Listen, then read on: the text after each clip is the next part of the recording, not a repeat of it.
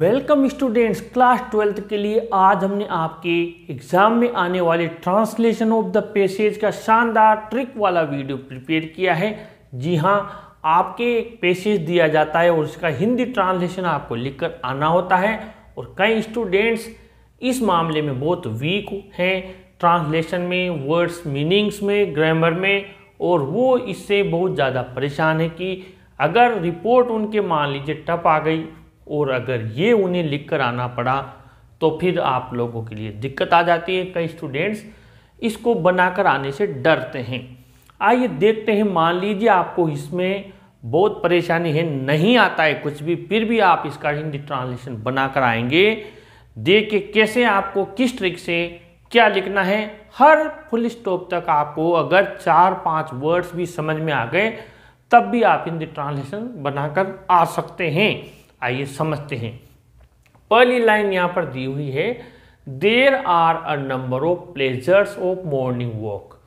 अब यहाँ पर आपको समझ में आ गया, there are a number of pleasures of morning walk, यानी कि जो सुबह का भ्रमण है, मॉर्निंग वॉक सब जानते हैं, मॉर्निंग वॉक को सुबह का भ्रमण है, उसके बहुत ज़्यादा प्लेजर्स हैं। अब मॉर्निंग वॉक से नुकसान तो होगा नहीं, अंदाज से भी हम लिखेंगे तब भी क्या लिखेंगे, बहुत ज़्यादा लाभ हैं या फायदे हैं।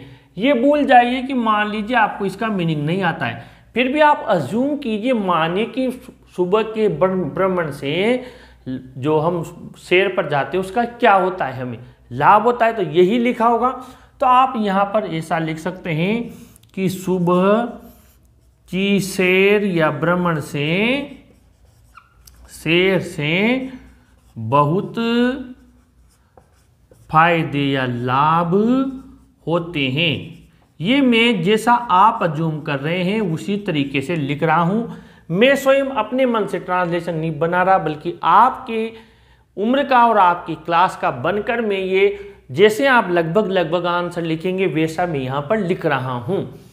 अ मॉर्निंग वॉकर, एक मॉर्निंग वॉकर एंजॉय वर्ड तो कॉमन है, सब जानते हैं, आनंद लेता है, मजा लेता है किस चीज का, द अट्रैक्टिव सीन भी सब जानते हैं, ऑफ द मॉर्निंग, सुबह के जो दृश्य होते हैं आकर्षक, उनका सुबह के भ्रमण करने वाला आनंद लेता है। यानी कि सुबह की सैर या भ्रमण वाला, सुबह के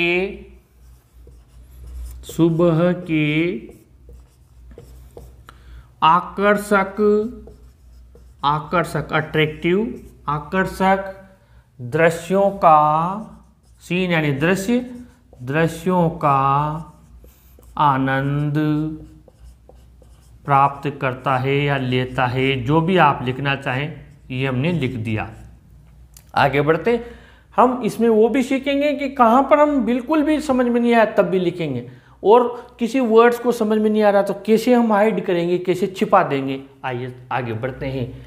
ही is able to listen to the chirping of the birds. अब यहाँ पर देखिए, ही इज एबल टू, वो समर्थ होता है, लिसन यानी सुनना सब जानते हैं, बर्ड्स यानी पक्षी भी सब जानते हैं। अब वो सुबह सुबह पक्षियों की मान लीजिए चिर्पिंग नहीं आया, ये नहीं आया, तो पक्षी क्या करेंगे, बोलेंगे, चहचहाएंगे, ऑटोमेटिक ही निकलेगा। तो वो क्या होता है, वह पक्षियों की चहचहाहट भी हम लिख सकते हैं, चहचहाहट या बोलना, चहचहाहट सुनता है, वह पक्षियों की चहचहाहट सुनता है, यही लिख दिया। फिर he receives fresh healing and energizing air. अब यहाँ पर आइए, सुबह सुबह क्या होती है, फ्रेश मीनिंग सब जानते हैं, हर बच्चा जानता है, एनर्जी वाली, ऊर्जा वाली, और ये मीनिंग नहीं आया, मान लीजिए ये नहीं आया, कोई बात नहीं है, ये नहीं आया तो आप क्या करो, इसको लिखो ही मत।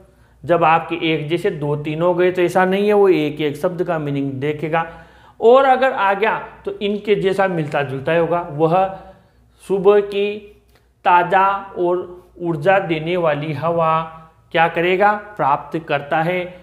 और हीलिंग भूल गए तो कोई बात नहीं, वैसे आपको ज़रूरी नहीं होता है कि हर मीनिंग आए, लेकिन आपने लिख दिया ये बड़ी बात है। जैसे वह बिल्कुल प्राप्त करता है तो वह ताज़ा ताज़ा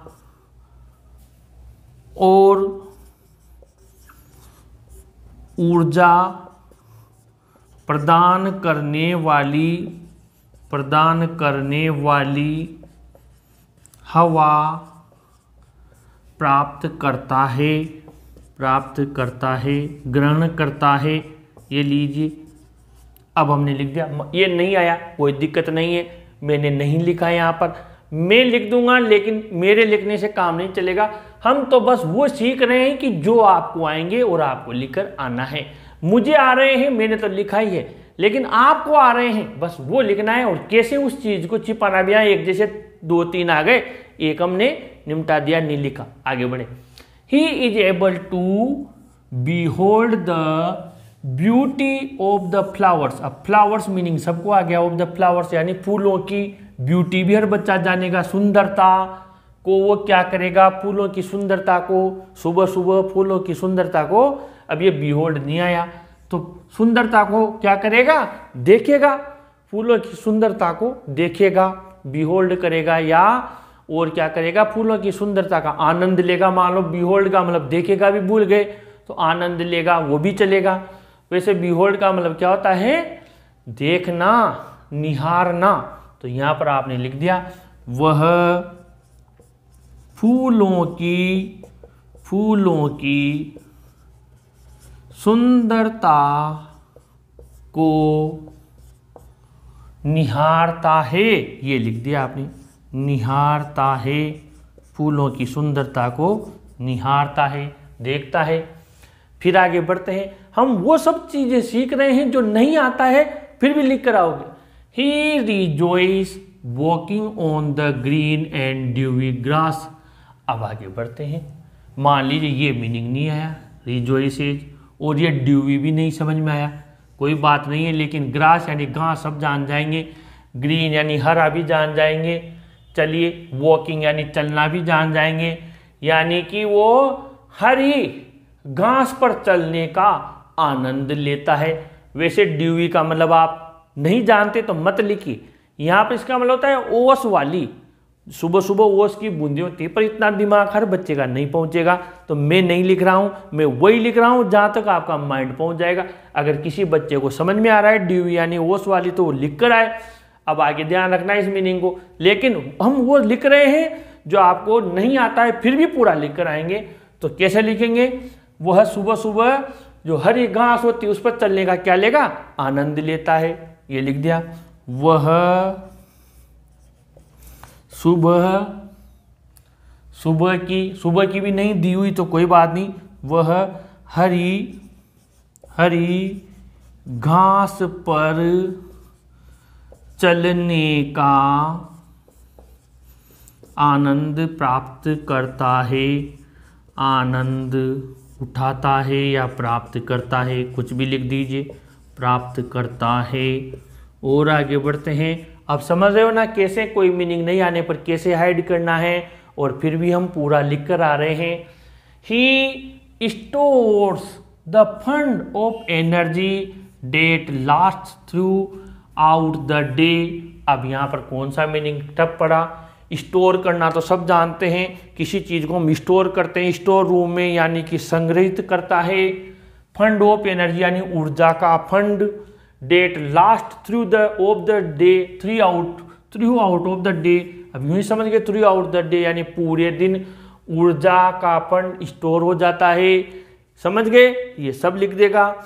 वह यूं ही लिख दीजिए, पूरे दिन की ऊर्जा को संग्रहित कर लेता है, भर लेता है, संग्रहित कर लेता है। एक एक शब्द पर मत जाइए, हम क्या सोचते हैं इसका मीनिंग क्या होगा, ये तो आ ही नहीं रहा, कैसे लिखूंगा? अरे हटाओ, नहीं आ रहा तो उसके पूरी लाइन का मीनिंग पता लग गया ना हमें, उसकी क्यों टेंशन करनी? नहीं आ रहा तो उसके चक्कर में क्या पूरा पैराग्राफ ही नहीं लिखेंगे, ऐसे खो देंगे क्या नंबर? नहीं आ रहा तो मत आने दो। हमारा तो आंसर कंप्लीट हो गया, आगे बढ़े। He makes a number of friends, अब ये तो सबको ही आ जाएगा। वो कई सारे मित्र बनाता है, इस लाइन में तो एक भी टप नहीं है। वह कई सारे बहुत सारे मित्र बनाता है, ये लीजिए। और आगे बढ़ते हैं। Other morning walkers also meet him, अब बताओ कौन सी लाइन टप रही? दूसरे सुबह के सैर करने वाले भी उसे मिलते हैं। दूसरे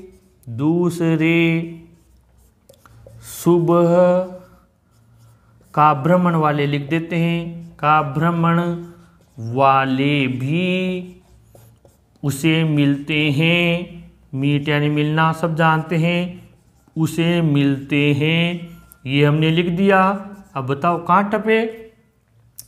ही gets an opportunity to live in the company of nature. अब मान लीजिए अपॉर्चुनिटी का नहीं आया, ये मीनिंग नहीं आया हमें, ये नहीं आया। लिव यानी रहना तो सब जानते हैं, गेट यानी प्राप्त करना सब जानते हैं। उसे प्राप्त होता है रहने का, नेचर के कंपनी यानी साथ में रहने का क्या मिलता है?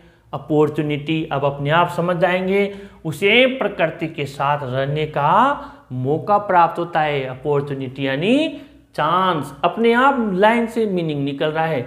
उसे ही गेट्स प्राप्त होता है टू लिव रहने का, इन द कंपनी ऑफ नेचर। या फिर भूल गए, मान लो चांस भी नहीं आया, माइंड में ही नहीं आया, तो फिर हम अपनी तरफ से क्या लिखेंगे? वह प्रकृति के साथ रहता है, यही लिख दिया। भूल गए, अपॉर्चुनिटी आया ही नहीं माइंड में, चलो। और ये मीनिंग नहीं आया तो बस बच्चा हूं, ये अटक जाता है। अब क्या लिखूं? हटाओ, बीमारी नहीं आ रहा तो कोई दिक्कत नहीं। ही गेट्स एन अपॉर्चुनिटी, भूल गए, उसे प्राप्त होता है रहने का, प्रकृति के साथ रहने का मौका प्राप्त होता है, या वो प्रकृति के साथ रह पाता है, ऐसा लिख सकते हैं। वह प्रकृति के साथ रहने का मौका प्राप्त करता है, रहने का मौका या अवसर प्राप्त करता है, अवसर प्राप्त करता है। या फिर मैंने बताया जो ये नहीं आया मौका, तो फिर वह प्रकृति के साथ रहता है। फिर आगे 10 ही रिमेन्स फिजिकली सब जानते हैं, शारीरिक रूप से, एंड मेंटली मानसिक रूप से फिट रहता है। अब ये कौन ऐसा होगा जिसे ये समझ में नहीं आएगा? मान लीजिए रिमेन्स भूल गए, रिमेन्स नहीं याद, समझ में नहीं आया। इस प्रकार 10 इस प्रकार ही फिजिकली एंड मेंटली फिट। अब यूं ही लिख दो, रिमेन्स हटाओ, नहीं आ रहा तो वह शारीरिक और इसके अलावा मानसिक फिट को क्या बोलते हैं? फिट ही लिख दीजिए, कुछ नहीं आ रहा तो। नहीं तो क्या होता है फिट को क्या बोलते हैं? तंदुरुस्त होता है और स्वस्थ होता है। वो शारीरिक और मानसिक रूप से क्या होता है? फिट होता है या स्वस्थ रहता है, स्वस्थ रहता है, ये हमने लिख दिया।